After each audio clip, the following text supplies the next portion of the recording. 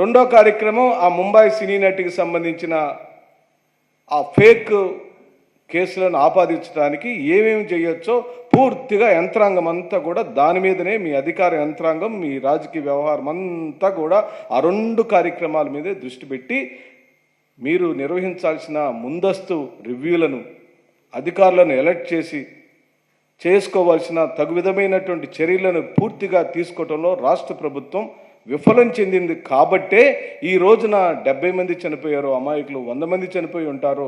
ఈ రోజు వరకు లెక్క తెలియని అనేకమైన ప్రాణాలకు ఆ రోజున గోదావరి పుష్కరాల్లో మీరు ఏ విధంగా అయితే తప్పిదం చేసి అన్ని ప్రాణాలకు మీరు కారకులయ్యారో, మళ్ళీ ఈ రోజున విజయవాడ నగరంలో ఈ 3 నుంచి 6 లక్షల మంది ప్రజలకు నష్టం జరిగింది కదా, ప్రతి రూపాయికి నష్టకారకులు మీరే, మీ ప్రభుత్వమే అని చెప్పి ఈ సందర్భంగా మేము మనవి చేస్తున్నాం.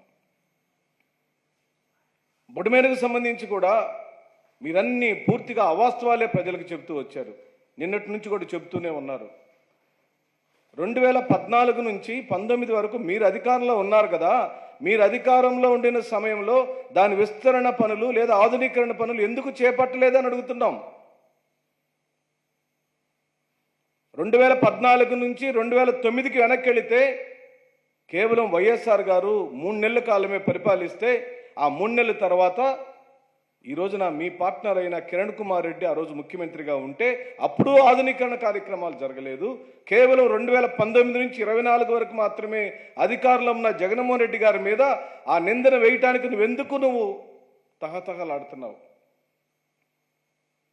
ఆధునీకరణ పనులకు సంబంధించి అక్కడ భూసేకరణకు సంబంధించి సమస్యలు ఉన్నమాట వాస్తవం కాదా? ఆ భూసేకరణకు భూములు ఇవ్వాల్సినటువంటి వాళ్ళు మేము ఇవ్వమని అడ్డం తిరిగినటువంటి రైతులు ఏ పార్టీ వాళ్ళో మీకు తెలియదా? అందాక ఎందుకు బుడమేరుకు సంబంధించిన ఛానల్లో కృష్ణానదిలోకి కలపడానికి మధ్యలో active power point ABN Radhakrishna గారిది కాదా? ఏబిఎన్ రాధాకృష్ణ గారికి సంబంధించిన పవర్ ప్రాజెక్ట్ని అక్కడి నుంచి తీసివేయాల్సి వస్తుందని మీరు 2019 నుంచి 14 వరకు 14 నుంచి 19 వరకు ఆధునీకరణ పనులను పక్కన పెట్టిన మాట వాస్తవం కాదా? మీ వైఫల్యాల మొత్తాన్ని, మీకున్న రహస్యమైన ఎజెండాల మొత్తాన్ని పక్కన పెట్టి ఈ రోజున బుల్డోజర్లు ఎక్కారు, ఆటో ఎక్కారు, రైల్వే ట్రాక్ మీద నిలబడ్డారు. పదే పదే ప్రజల యొక్క దృష్టిని మలచడానికి అనేకమైన విన్యాసాలు జరుగుతున్నాయి. ఇవన్నీ అవసరం లేదండి. మీరు ఒక ముఖ్యమంత్రి గారి కార్యాలయంలో కూర్చొని సంబంధిత అధికారులందరికీ సంబంధిత ఆదేశాలు ఇచ్చి ఆదేశానుసారంగా వాళ్ళు పనిచేస్తున్నారో లేదో రోజుకొక మారు మీరు వెళ్ళి పరిశీలిస్తే తప్పనిసరిగా పనులు బ్రహ్మాండంగా జరుగుతాయి. కానీ మీరే ఫీల్డ్లో ఉండటం వల్ల మీ చుట్టూ ఓ 10 మంది కెమెరామెన్లు, ఓ 10 మంది ఫోటోగ్రాఫర్లు, ఓ 10 మంది సెక్యూరిటీ గార్డులు, ఓ 30 మంది ఎక్కటానికి కావాల్సిన ఒక 10-20 పడవలు, ఈ గొడవే సరిపోతుంది. కానీ ఈ రోజు వరకు కూడా సహాయక చర్యలు పూర్తి స్థాయిలో గ్రౌండ్లో జరగట్లేదనే మాట వాస్తవమా కాదని చెప్పి అడుగుతున్నాం.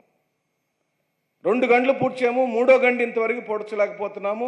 ఆ 3వ గంట పొడవటానికి టెక్నికల్గా వరద ఇంకా వస్తూనే ఉంది, నీటి ప్రవాహాన్ని ఆపటానికి వీలు లేకుండా పోతుంది. ఇప్పటికీ కూడా మన నీటిపారుదల శాఖ మంత్రి గారు స్పాట్లో ఉన్నారు అని మీడియాలో వస్తుంది.